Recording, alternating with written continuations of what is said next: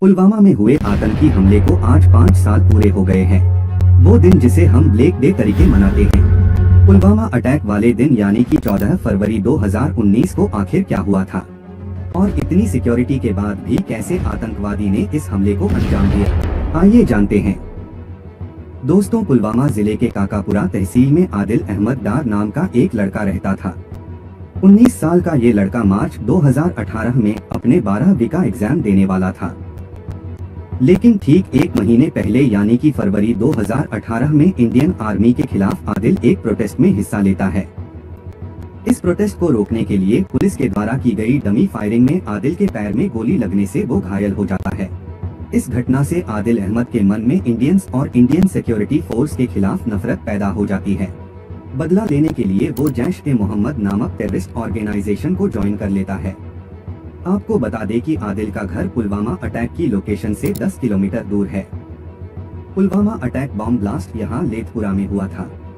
पुलवामा से 250 किलोमीटर दूर, जहाँ से 14 फरवरी 2019 को सुबह सीआरपीएफ की कन्वॉय रवाना हुई थी। सीआरपीएफ की कॉन्वॉय इस नेशनल हाईवे 44 पर चल रही थी, जिसे भारत के इस उत्तरी इलाके में जम्मू श्रीनगर है। कॉन्वॉय को जम्मू ट्रांसिट कैंप से श्रीनगर ट्रांसिट कैंप तक पहुंचना था। जैश-ए-मोहम्मद हेडक्वार्टर में आदिल की 1 साल तक ट्रेनिंग चलती है। 1 साल यानी फरवरी 2018 जब आदिल ने अपना घर छोड़ा, तब से फरवरी 2019 जब पुलवामा अटैक हुआ तब तक, और उनका ब्रेन वॉश करके उनके दिमाग में ये बिठा दिया जाता है कि अपने मजहब की राह में जान देंगे तो उन्हें जन्नत मिलेगा। दोस्तों, इस पुलवामा अटैक की असली शुरुआत यहाँ से होती है, क्योंकि आदिल के मन में इंडियन सिक्योरिटी फोर्स के खिलाफ बदले की भावना होना।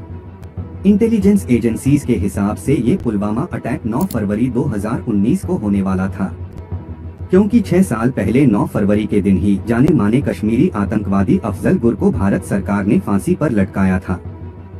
लेकिन 9 फरवरी को 2 कारणों से पुलवामा अटैक टल गया।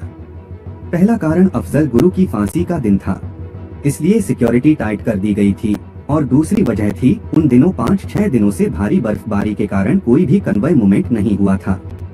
दोस्तों, आपको बता दें कि सीआरपीएफ की बस कुछ ऐसी दिखती है, और जब ऐसी ही बस ग्रुप में या झुंड में एक साथ कहीं जाती है तो उसे कन्वॉय बोला जाता है।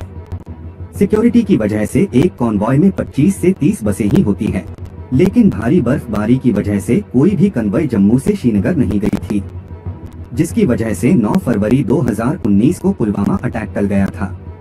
पिछले 5-6 दिनों में भारी बर्फबारी की वजह से 14 फरवरी 2019 को एक ही कॉन्वॉय में 70 सीआरपीएफ की बसें जम्मू से श्रीनगर जाने वाली थी। इन 70 बसों में कुल 2547 जवान थे। अब 14 फरवरी 2019 को रात के 3:25 तक रोल कॉल होता है। रोल कॉल यानी कि एक प्रकार की अटेंडेंस।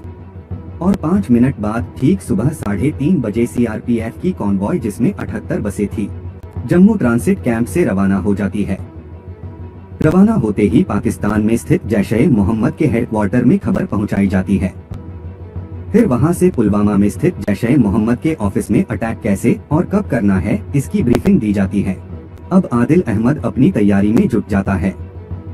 वो एक गाड़ी में 200 किलो से ज्यादा आरडीएक्स और अमोनियम नाइट्रेट जैसा घातक और जानलेवा एक्सप्लोसिव लोड करना शुरू कर देता है, और वहां बस करीब दोपहर 3:27 पर कन्वॉय पुलवामा के बॉर्डर में एंटर कर जाती है। एंटर करते ही आदिल आतंकी हमले को अंजाम देने के लिए निकल पड़ता है। पूरे 10 मिनट बाद यानी कि दोपहर 3:37 पे रोड पर अपनी गाड़ी चढ़ा लेता है, और इस कन्वॉय की 5वीं सीआरपीएफ बस के साथ टक्कर करते ही रिमोट कंट्रोल से एक्सक्लूसिव को ब्लास्ट कर देता है।